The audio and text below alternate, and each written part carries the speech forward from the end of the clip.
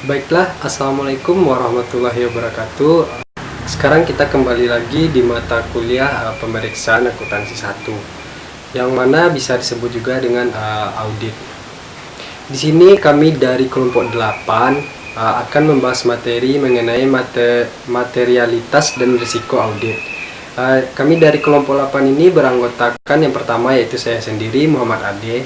Saya Rosi Septika Wardani. Dan saya Latifah Hanum. Baiklah, untuk materialitas dan risiko audit ini kami akan membahas beberapa topik.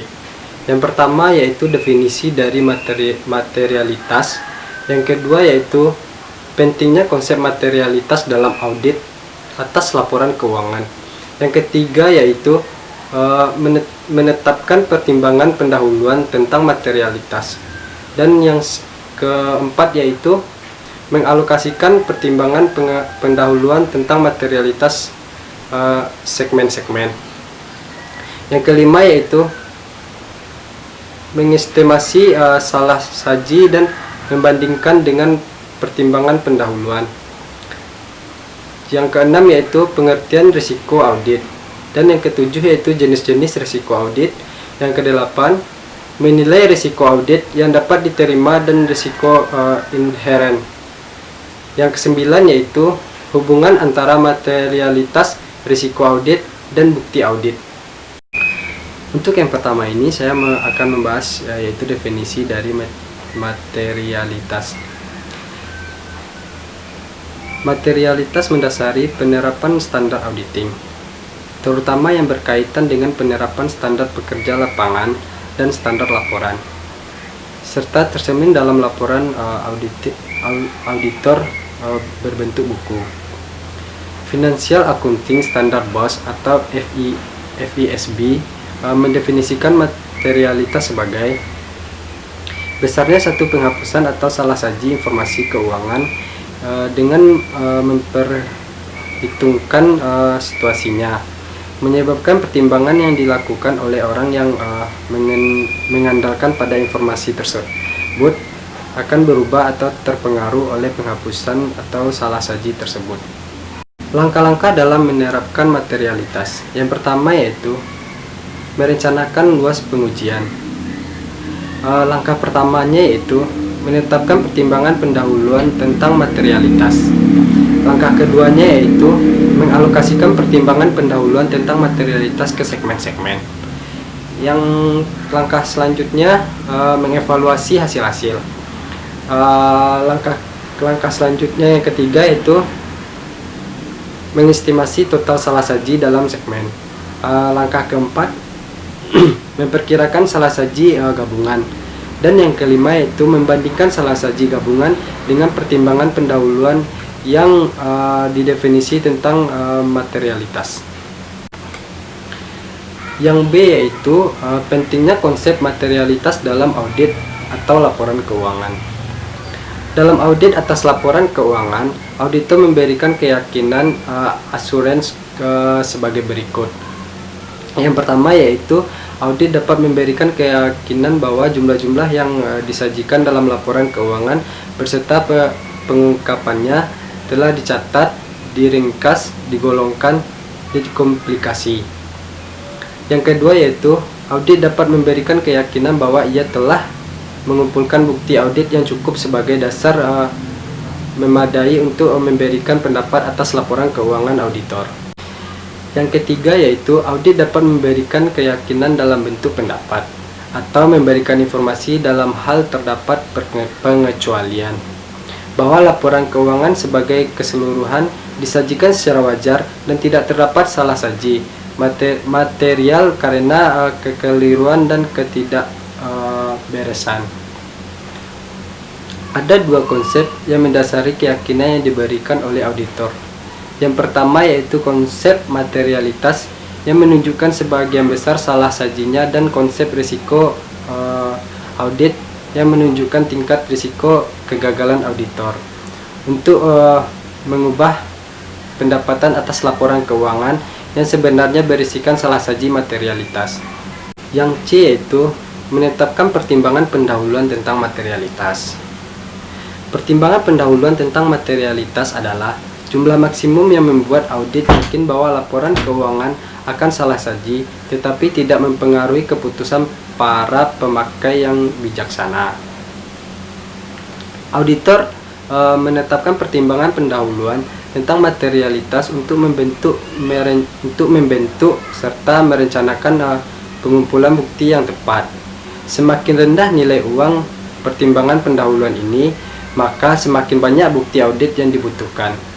Selama pelaksanaan audit seringkali mengubah pertimbangan pendahuluan tentang materialitas. Yang selanjutnya, faktor-faktor mempengaruhi pertimbangan pendahuluan audit tentang materialitas untuk seperangkat laporan keuangan tertentu. Yang pertama yaitu materialitas adalah konsep yang bersifat relatif ketimbang absolut. Artinya, salah saji material sebagai satu perusahaan belum tentu material juga bagi perusahaan lain. Yang kedua yaitu dasar yang diperlukan untuk mengevaluasi materialitas.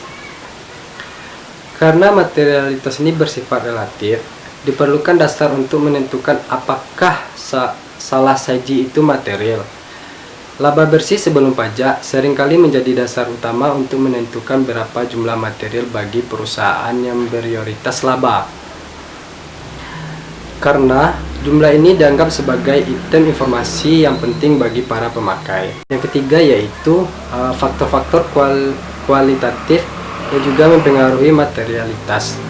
Yang pertama, jumlah karena ketidakberesan lebih penting daripada kekeliruan yang tidak disengaja karena ketidakberesan mencerminkan kejujuran dan keandalan dari pihak manajemen atau pihak yang terlibat.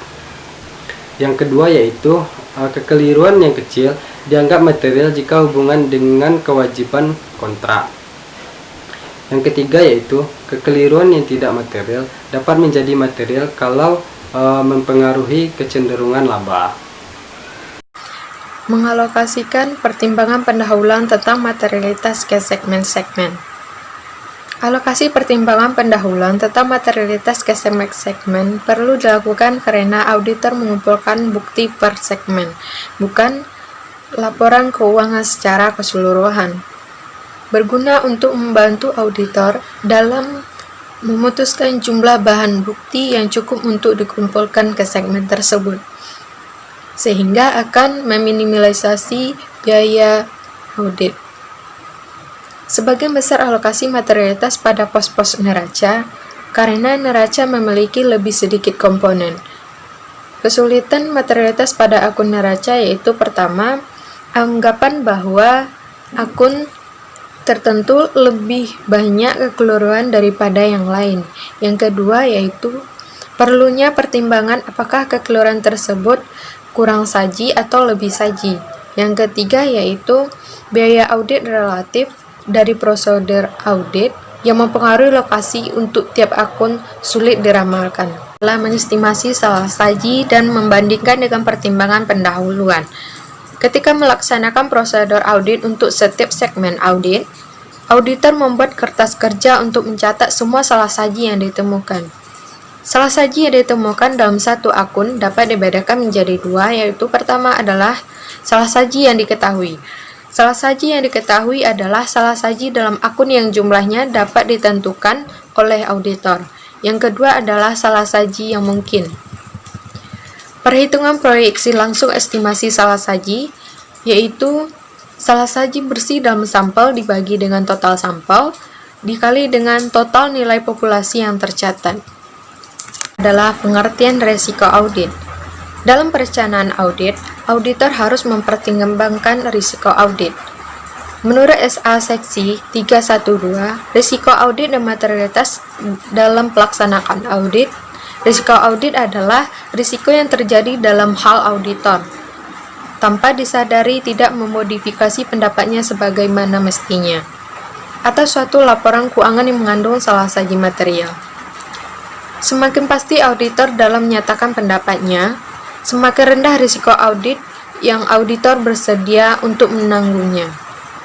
Auditor merumuskan suatu pendapat atas laporan keuangan sebagai keseluruhan atas dasar bukti yang diperoleh dari verifikasi asersi yang berkaitan dengan saldo akun secara individual atau golongan transaksi. Tujuannya adalah untuk membatasi risiko audit pada tingkat saldo akun sedemikian rupa sehingga pada akhir proses audit, risiko audit dalam menyatakan pendapat atas laporan keuangan sebagai keseluruhan akan berada pada tingkat yang rendah. Jenis-jenis risiko audit. Jenis-jenis risiko audit ini ada 4. Yang pertama, risiko deteksi yang direncanakan, yaitu risiko bahwa bukti audit untuk suatu segmen akan gagal mendeteksi salah saji yang melebihi salah saji yang dapat ditoleransi. Yang kedua, risiko inheren, yaitu mengukur penilaian auditor atas kemungkinan adanya salah saji atau kekeliruan dan kecurangan yang material dalam segmen sebelum memperhitungkan keefektifan pengendalian internal. Yang ketiga, risiko pengendalian, yaitu mengukur penilaian auditor mengenai apakah salah saji yang melebihi jumlah yang ditoleransi dalam suatu segmen akan dicegah atau terdeteksi secara tepat waktu oleh pengendalian internal klien. Yang keempat, risiko audit yang diterima, yaitu ukuran kesediaan auditor untuk menerima bahwa laporan keuangan mungkin mengandung salah saji yang material setelah audit selesai dan pendapat wajar tanpa pengecualian telah dikeluarkan. Materi selanjutnya yaitu yang H, menilai risiko audit yang dapat diterima dan risiko inheren. Yang pertama, menilai risiko audit. Risiko penugasan yaitu risiko bahwa auditor atau akuntan publik harus menderita kerugian setelah laporan audit dikeluarkan, walaupun laporan audit yang dibuat sudah benar. Beberapa faktor yang mempengaruhi risiko audit. Yang pertama, derajat ketergantungan pemakai eksternal pada laporan keuangan. Yang kedua, kemungkinan bahwa klien akan mengalami kesulitan keuangan setelah laporan audit dikeluarkan. Yang ketiga, evaluasi auditor atas integritas manajemen. Yang kedua, menilai risiko inheren. Beberapa faktor yang harus dipertimbangkan oleh auditor ketika menilai risiko inheren, yaitu sifat bisnis klien, hasil audit sebelumnya, penugasan awal versus penugasan berulang, pihak-pihak yang terkait, transaksi non-rutin, pertimbangan yang diperlukan untuk mencatat saldo akun dan transaksi dengan tepat, unsur-unsur populasi, faktor-faktor yang berkaitan dengan pelaporan keuangan yang curang, kemudian faktor-faktor yang berkaitan dengan misapresiasi aktiva. Materi yang terakhir yaitu tentang hubungan antara materialitas, risiko audit, dan bukti audit. Yang pertama, jika auditor mempertahankan risiko audit konstan dan tingkat materialitas dikurangi, auditor harus menambah jumlah bukti audit yang dikumpulkan.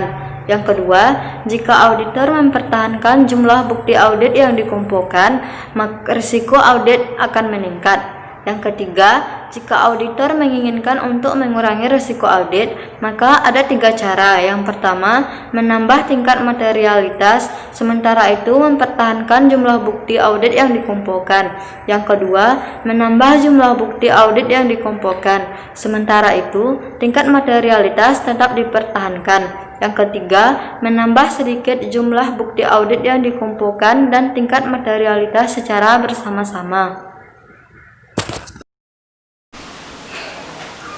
Baiklah, mungkin itu pembahasan kami tentang materialitas dan risiko audit. Semoga teman-teman semua dapat memahaminya. Saya akhiri. Assalamualaikum warahmatullahi wabarakatuh.